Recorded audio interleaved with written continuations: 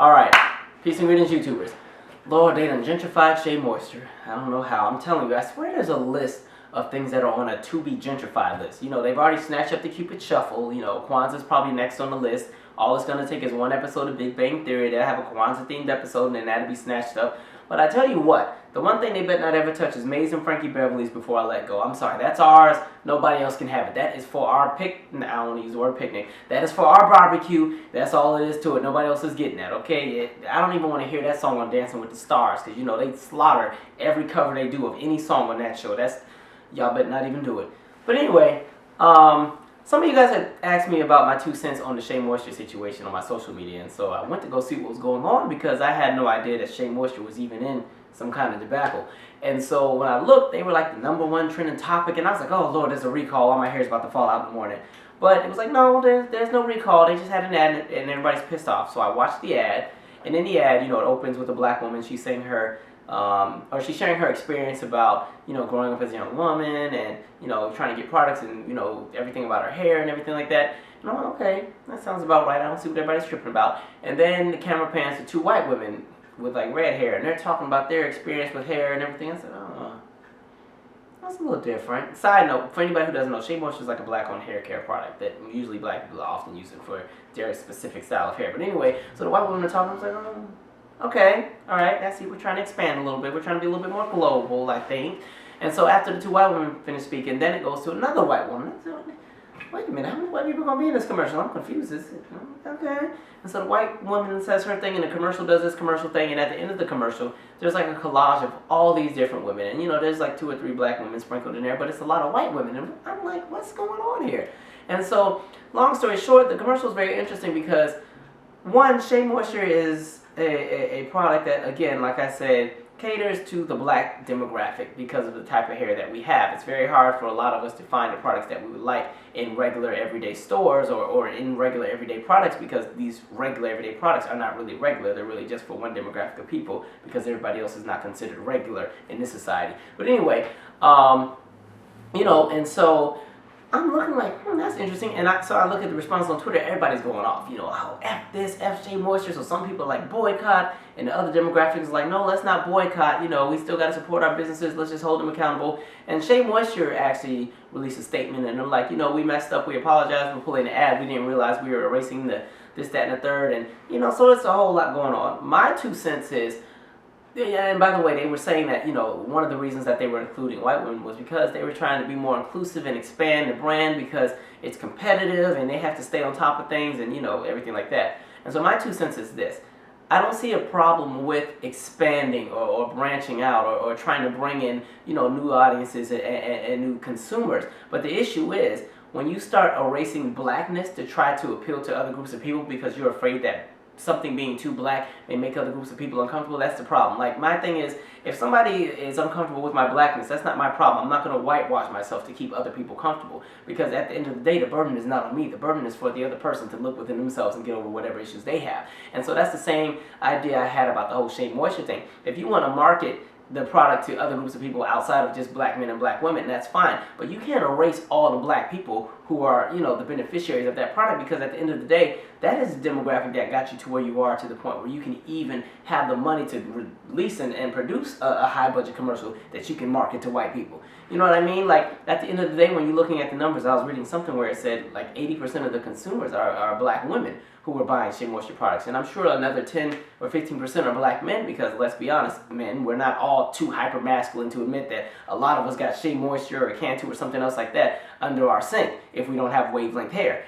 And so it's like, you always have to remember that when you are, whether you're an entertainer, whether you have some kind of product or a service, at the end of the day, your main objective is always to remember where your base comes from and what the original intent of the organization was or the company was. You don't want to sell yourself out for some new money and mess up the old money that you have, because the old money has always been consistent, all right? When you're talking about, I guess, hair care products and everything, I'm not trying to go there, but white women don't really need any more additional hair care products because they have the whole store. You go to a Target or a Walmart, they have the whole store. You go to a Sally's, they have the whole store. Wherever they go, they have the whole store. And so I think a lot of people are frustrated because, especially black women, are like, you know what, our experience and the journey that we go through trying to get stuff for our hair is a very taunting experience because one, there's not a lot of options for us.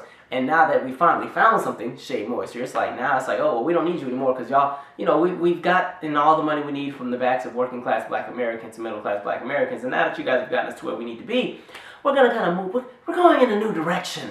We have a new vision. That's the idea. And a lot of people always assume that, branching out or expanding means that you have to include white people. You can include white people, but the thing is, that's a very limited way to look at the world. People have to start thinking globally. If you want to expand, why don't you expand globally? There's a huge demographic of people of African descent who live all over Europe, who go through the same experience that many black men and black women go through when it comes to finding hair products or cosmetic products that are fit and tailored to the black demographic. Okay, it's probably even worse over in Europe because there's less of us over there than there are in the United States. And like there's a need for these kind of products all over, whether it's South America, whether it's like the Polynesian region, whether it's places like Samoa, the black populations that live in places like Australia, that live, I think I already said South and Central America, just all over. And so if you want to expand, do a real expansion. Expanding, if you about it, let's go global if we want to get bigger. But the problem is, it was like you focused on one demographic of people, which were white women, and you pushed everybody else out, and was like, dang. And the jacked part is,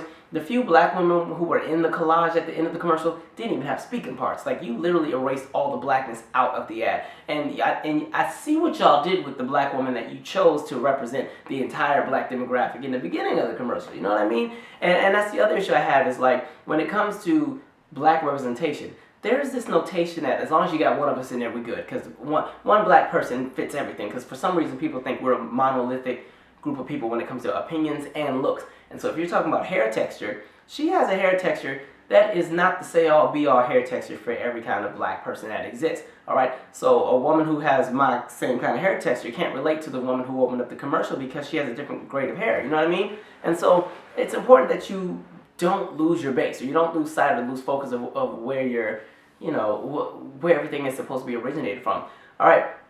And again, going back to the experience of buying black products or buying products that cater to black individuals, whether it's, skin products or hair, it's very difficult. It's like being a man going to Ross looking for clothes. You know what I mean? Like, if you ever go to Ross, the whole men's section is on one rack. Women got the rest of the store, and the home and furniture got the rest of the store. But men have, like, one rack, literally one rack. And on that rack, you can get shoes, you can get a suit, you can get jeans, you can get drawers, you can get cologne, you can get winter jacket, you can get underclothes, you can get belt, you can get socks, you can get shoelaces.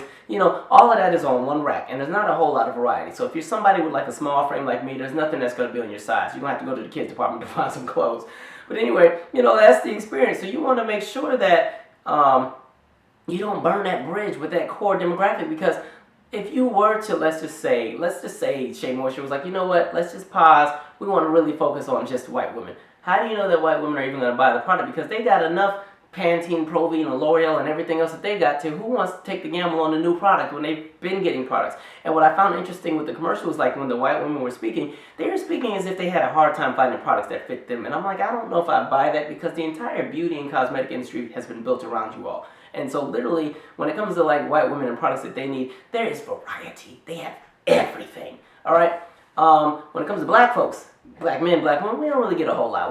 As a matter of fact, black men and black women share the same section of the cosmetics part of the store. If you go to, like, a Target or something, black women's and men's products are just mixed together on, like, a part of the shelf like this big. That's all we get, and we got to share it. All right? And so let's be realistic. And I think another reason why people are so disappointed with, like, Shea Moisture is, like, people felt like they finally had something that was like theirs. Because listen, the experience of trying to find something to fit your hair, all right, it's interesting because the products don't always align for everybody. Like, these products don't work across the table for every race of people. That's like, black people, we know there's some products, you'll never catch me using something like Head and Shoulders, because that's not going to work with my hair. Plus, when you read the bottle, it's talking about place a dime-sized amount in rinse. I was like, a dime size? It's like, I'm like, that's supposed to go in all of this, and what's that supposed to do? That's just going to dry my hair out. That ain't even enough to get this piece right here to lay down good. What are you talking about? When we get some product, we overdo it. They can keep that quarter dime size amount, whatever they're talking about. They don't know what they're talking about. But anyway, I don't know. It's just important to not lose your audience and make sure that, expansion does not always mean erasing blackness. It's not about erasing and replacing. That's pretty much what they did in that ad. I don't mind there being white women in that commercial, but for every white woman in that commercial, there probably should have been 4 black women to counter everything that she said. Because again, if 80% of your demographic is black women, 80% of the commercial needs to be black women. It is what it is. Anyway, share your 2 cents. I'm out. Subscribe.